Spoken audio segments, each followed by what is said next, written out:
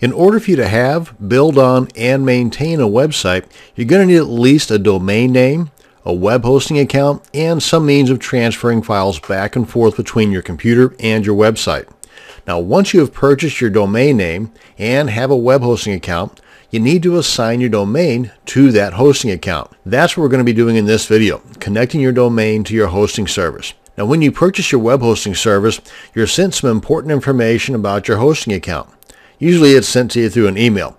Now, among this information is what is called the name servers. These name servers need to be added to your domain name account in order for the internet to know that the domain is yours, and this also allows the world to see your soon-to-be totally awesome website. Now, while this might sound really techy, it's very simple to do, as you're about to see. Now, you're going to need the email or the info that your hosting company sent you when you first purchased their services, and you'll need to log into your domain account. Now, let me just give you a couple of examples of the emails that I had received from the various hosting services that I've been using. For example, here's one for Lunar Pages.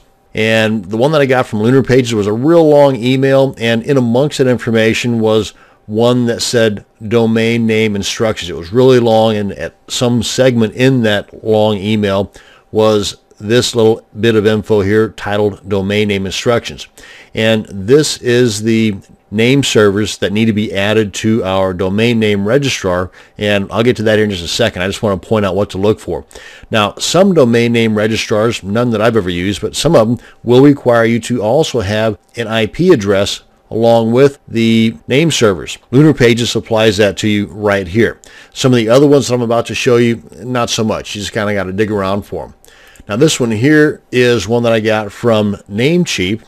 Now, Namecheap I also use for domain names, but they've also got a pretty cool and very inexpensive hosting account as well. And this one again was a really long email, so you see I kind of cut out some of the parts here so I can squeeze it into the video here. But in amongst this information was a little segment that said name server information.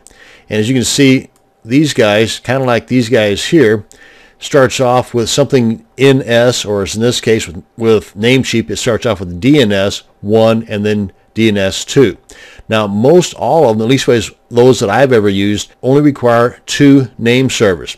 Some of them, though, will require more. I've never encountered those just yet, but, I've only been doing this for about 5 years. So I'm sure that they're out there because they do offer spaces for them, as you're about to see. And this one here I got from my most recent hosting account called D9.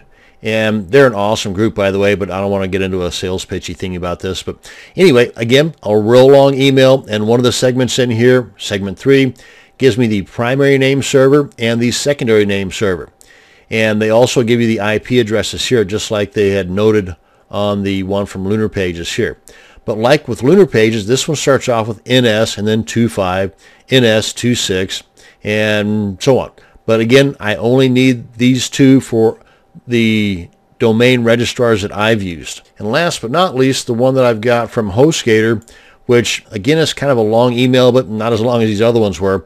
But in amongst some of this information here, they give me the name servers. As you can see here, it starts off with NS like these other ones did, 253, and then the next one, or the secondary name server, is NS254.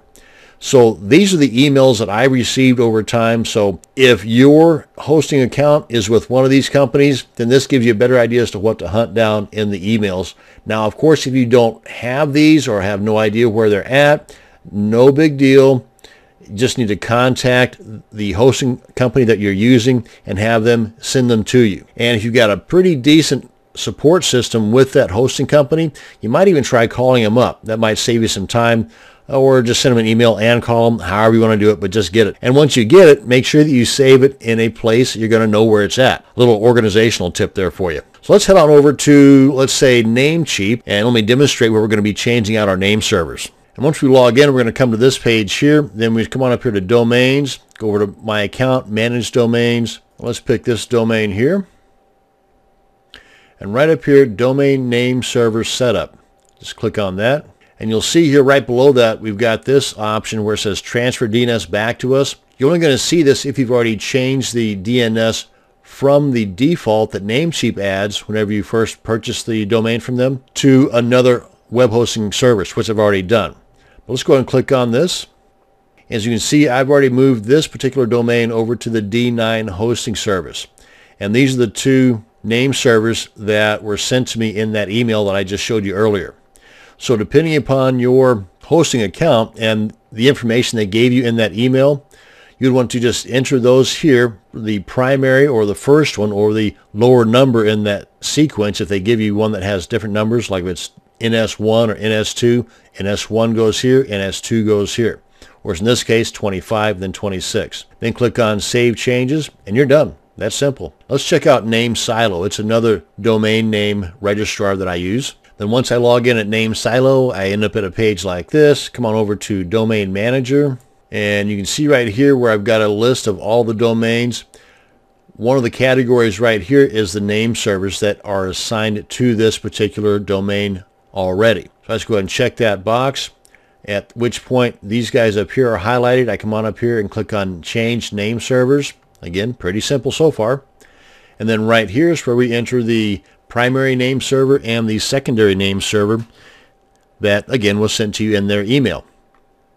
And with NameSilo, they also give me an option to add an additional layer of security called Domain Defender. So before any changes take part here, I can have things set up to where there's a question that I've established along with the appropriate answer. And then once that's entered properly, then click on Submit right here, and then the changes will take effect. And there you go. See how easy that was? And completely painless. Now it's just a matter of time.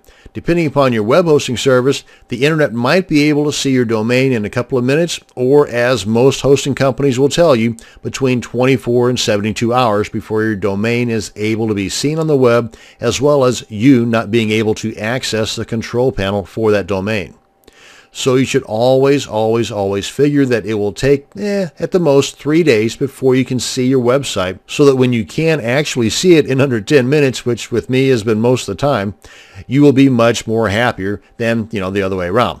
So plan on it taking 3 days, and it will more than likely only take a few minutes, rather than you planning on it taking a few minutes and it ends up taking 3 days. So that's the end of this video on name servers and connecting your domain to your web hosting account.